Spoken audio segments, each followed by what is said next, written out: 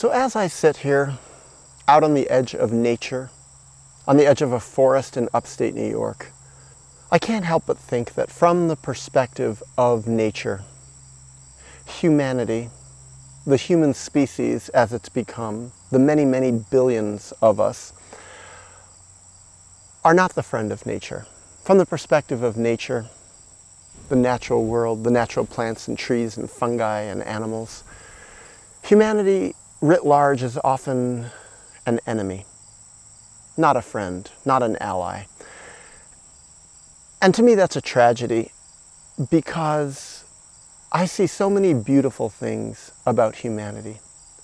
And the beautiful things that I see are largely untapped potential, untapped opportunity. Untapped opportunity not just across the species writ large, my species writ large, but in the human individual.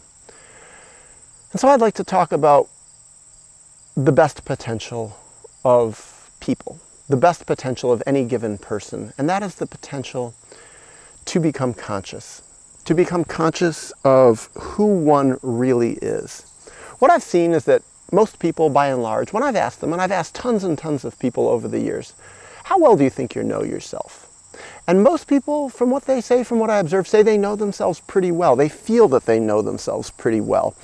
And I think that's part of the self-deceptive capacity of being a human, that we can have different levels of consciousness. And people sometimes who are not at a very high level of consciousness have some consciousness. Sometimes it's a consciousness only of the illusion of themselves, of the falseness of themselves, but they don't know the difference. They don't have the ability to discern how true they are and how false they are. Sometimes the more disconnected people are from the truth of who they really are and the truth of who their real feelings are, the truth of the little child they once were, the more that they think they know themselves and really are confident about it. So they have a degree of consciousness, but it's a kind of delusion, or maybe better said, an illusion of consciousness. And to me, that's a real shame. It's a loss of human potential. When people especially are very committed to their perception of themselves that happens to be very disconnected to who they really are on the deeper levels, when it's very disconnected from how unconscious they actually are, that they're actually very disconnected from nature. They're disconnected from the basic part that connects them to nature. And that's the human nature, the truth of the human spirit. And I think the more that people are disconnected from the real truth of the nature of themselves, the more they are disconnected from the world. The less they care about the world, the less that they're able to actually take the perspective of nature as something that they can understand and feel, something that they see as important and valid. I think it also disconnects people. When people are disconnected from the real truth of themselves, disconnected by trauma, unresolved trauma, the truth of their childhood, what they really went through, who their parents really were and how their parents really felt about them. They have to block it out because they need to live in an illusion of the goodness of their parents. They had to do that as children in order to survive in their troubled family systems.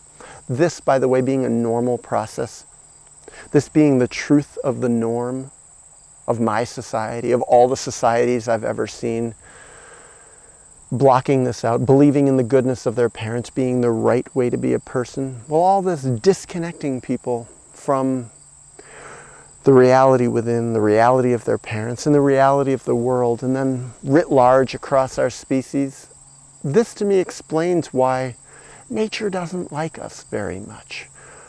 Why we don't align ourselves with the truth of nature, why we're not a sustainable species, why our populations are out of control and voracious, not just in number, but in exploitation, why we are mass polluters. Poisons we throw into the earth, poisons we throw into the water, poisons we throw into the air, even into outer space. I mean, what about all this space junk? And that's the least of my worries. I worry more about the plastic in the ocean, the heavy metals in the ocean.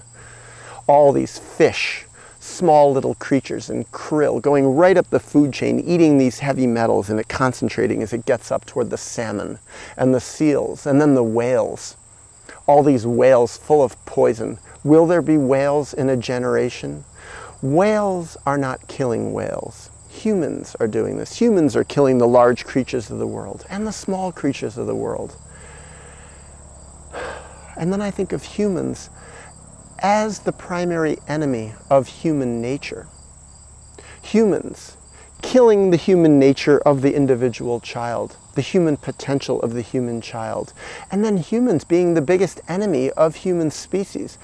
It's possible that in 2 or 3 or 4 generations, or maybe even 1 generation, humanity is going to be facing a crisis that is far more severe than this coronavirus epidemic that has people up in arms. So often, I think this coronavirus epidemic, while a real epidemic, is actually not that significant in the greater scheme of things. And sometimes I think people unconsciously know that humanity, the human species, is facing mass destruction on a lot of different fronts. We're living so unsustainably that a big crash is going to come.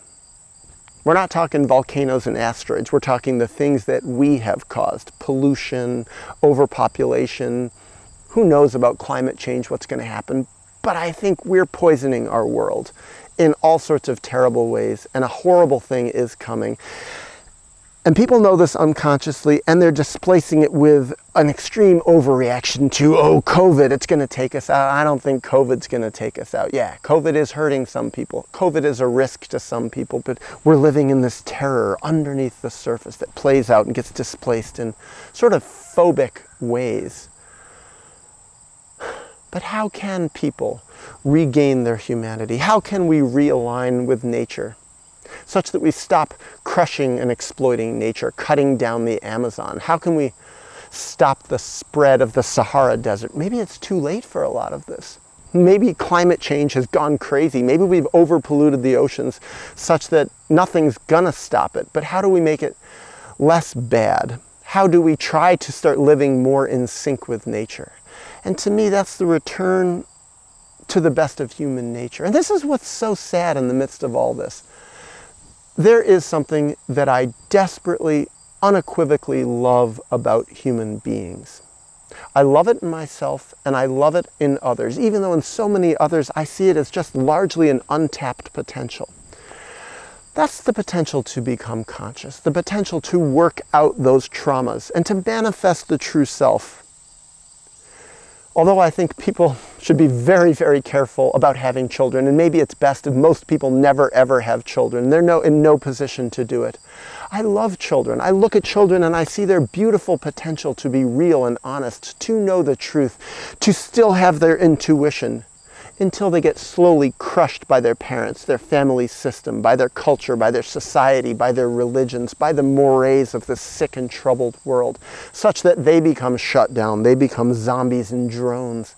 And so often they, by the time they become adults, become normal. They lose their humanity. And so often humanity says, oh, making mistakes and being a bad person and screwing up and doing all sorts of awful things, that's just part of being a human being. And I think, no, that's part of being a shut down, split off, inhuman human being. And I think to be a conscious person, in many ways, to have this ability to self-reflect, to know who we are, to be able to take other perspectives, to love and nurture in a human way, to care about other creatures. This is a major gift. This is the crowning jewel of evolution in the world. I think a self-actualized human being is the most beautiful thing in the whole natural world. We represent the ultimate in altruism. We, a self-actualized person, the potential of humanity, represents the crowning jewel of billions of years of evolution. The creativity of a self-actualized human being, the human spirit, what it has to offer, the intelligence, the thought processes.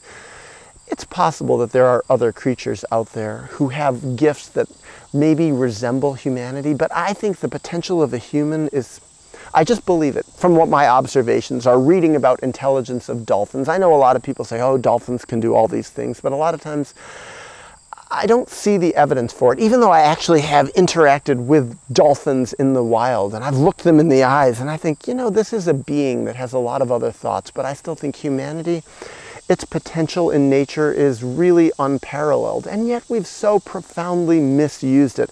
And that is what breaks my heart about humanity. And disgusts me also. It's like people go ahead and have children and harm them, and don't raise them to become self-actualized because they failed at their own opportunity to become self-actualized. I think if someone wants to reproduce, first they need to manifest the best of who they are. First they have to work out their traumas. And if they go and reproduce before they have worked out their traumas, or worked out a huge percentage of their traumas, then they failed. They failed at their mission. And all they're doing is ending up reproducing all sorts of harm and reproducing another unsustainable being who they're going to warp and bend and not even be aware that they're doing it. So when I think of the perspective of nature, these trees and the animals that are living in the forest, if they could think, if they could self-reflect, if they had a voice, I think by and large what they would say is this world would be better without the human species, because largely the human species, so largely, has failed to live up to its potential for consciousness. Humans are so unself-actualized. They live as a false self. They live as an enemy of nature. They're afraid of nature. And if animals could speak, if the deer and coyote that live in this forest could speak, they would say, we wish people as they are now would go away. We wish they would just move on and leave us to live our lives freely. These trees would be happy if we left. And what's so sad is, even if humanity did entirely disappear right now, our legacy would remain for a long time. And things might even get worse, because I think of all these nuclear reactors that we have all over the place, nuclear power plants, that if humans disappeared, they would leak and they would decay and they would spread into the oceans. And we might fully poison everything because of our nuclear reactors. And it might take millions of years before our horrible legacy was actually cleaned up. But barring that, the disappearance of humanity right now would probably be a good thing for nature. But that's not what I wish for, because my wish, if I could have my wish, and I believe if animals really could understand, maybe there are some animals that could be aware of this and know this. Maybe there are some dolphins that know this, that know the potential of humans. The potential of humans to heal their traumas, to become connected with the best of our human nature, to become altruistic, to live not just for ourselves, but for the nature within us, the nature for each of us, the potential of each of us, and the potential of this whole world to keep evolving in a better direction.